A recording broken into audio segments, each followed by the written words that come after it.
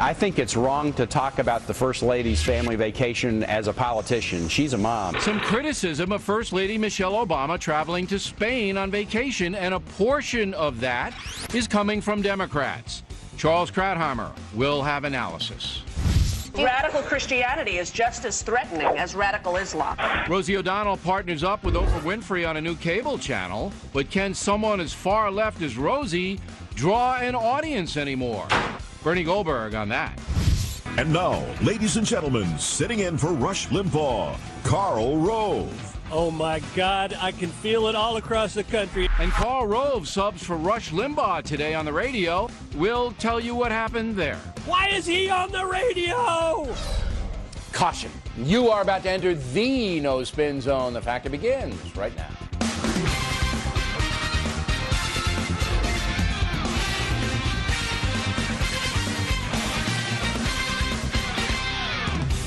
Hi, I'm Bill O'Reilly. Thanks for watching us tonight. You and President Obama, that is the subject of this evening's Talking Points Memo. On September 14th, my new book will come out. It is entitled Pinheads and Patriots, Where You Stand in the Age of Obama. The theme of the book is how the president is directly affecting you, the loyal American. On Friday, the president took a heavy blow when the unemployment report indicated a net loss of jobs in July. Mr. Obama tried to spin it positive, but even the uber-liberal New York Times says the situation is dire. According to the polls, most Americans are unhappy with the president's economic performance thus far. It is directly affecting many of us in negative ways. Now, we're living in a time where you simply have to have money to protect yourself. If you lose your job, it is catastrophic. So job security is a deadly serious business. And after 19 months in office, the president has not improved the job situation very much, despite a $500 billion in stimulus spending. There's an interesting op-ed in the Wall Street Journal today by a man named Michael Fleischer, who runs a small business in Ramsey, New Jersey. Mr. Fleischer says he is not hiring because the feds are making it hard for him to do so. In the article, he runs down the vast array of taxes he has to pay and says his health insurance premiums have risen 28% for the business because insurance companies are now passing on the cost the feds will impose on them for ObamaCare. So Mr. Fleischer's not hiring even if he needs people. The cost of a new person is simply too high. That's why unemployment remains at 9.5%. And millions of Americans have even given up looking for work, choosing the underground economy or living off entitlements. The president seems inclined to tough it out, believing the feds can control the economy enough to turn things around.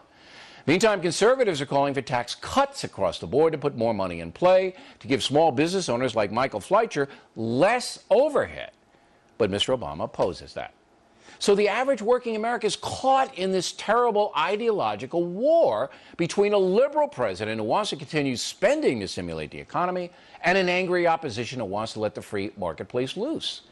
Right now, it appears the president will stay his liberal course, and that opens him up for withering criticism, for example. First Lady Michelle Obama under fire for taking a vacation in Spain. White House says the Obamas themselves are paying for her personal expenses, but security costs, of course, are borne by the taxpayers. Some Americans believe this is a slap in the face that the First Lady should be helping the American economy by traveling here. Democrats like Kirsten Powers and Maureen Dowd have even criticized the trip. Summing up, the economy is not getting much better, and the White House does not seem to be making adjustments. It took President Reagan about 2 years to turn the Jimmy Carter economy around, so the clock is ticking on Mr. Obama. And that's a memo. Now for the top story tonight, reaction. Joining us from Washington, Fox News political analyst Charles Krauthammer. So Charles, your thoughts on the Michelle Obama trip? Well, the optics are terrible. We're in the middle of a recession. It gives the impression of a Marie Antoinette. Choosing a foreign location is not exactly smart when you have a recession. The optics, in other words, the politics of it are really stupid. On the substance, I can't get very excited on this. A mother has a right to take a child to Spain. My wife took my son when he was 9 or 10 to Rome and Italy. The difference is, of course, that it didn't cost, the flight was not $178,000. And, you know, at a time when the president is asking for people to tighten their belts, to give their fair share, and they're increasing our taxes, people don't really want to see any of it expended on this kind of indulgence, even if it's all for security. All right. So, I mean, on substance, it's not a bad thing. Sure. I mean, look, sure it is a little bit of nitpicking, and the anti-Obama forces will run with it. But there This is what fascinates me about the Michelle Obama trip. The White House is smart enough to know that it was going to be a backlash against it, that people are going to say just what you said, that the PR value of the trip is going to come back and whack them because Americans are going to say, wait a minute, you know, you're going to spend all that money. Why in Spain? Go to Wyoming, go to Montana, go to California, go anywhere. But this is unnecessary at this point. Spain's a nice place. I don't begrudge the First Lady going there with her daughter. I think it's nice. But if I were in the White House, I would have said no. I said, we'll stay here until the economy gets better, just for PR purposes. Right. But it doesn't seem like President Obama gives a fig about PR. He doesn't. Look, he's now out there telling people the economy's getting better when he knows damn well it's not getting better. He knows that. And he just doesn't seem to care, it doesn't seem. Well, that is the basic PR problem that Obama has. I think Obama has a real problem here. It's not just the PR. Remember, he is the guy who said when he thought he was not on microphone, talking about the peasants who cling to guns and to God. He has this sense of entitlement, elitism. It's always been a problem. He asked for arugula, you know, in Iowa. And here you've got the First Lady, a woman who literally tells us to eat our spinach, you know, having a great time at a five-star hotel in Spain. It's a clash of messages, and I think they ought to be particularly aware.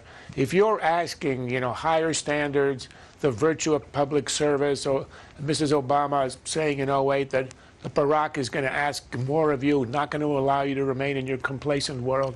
If you're going to act that way in public, you have to have a private life that is somewhat toned down, and that they don't seem to understand. But they do understand it. I'm going to submit to you that they or they do don't understand. care. That's right. And they that's don't right. care. But what is that?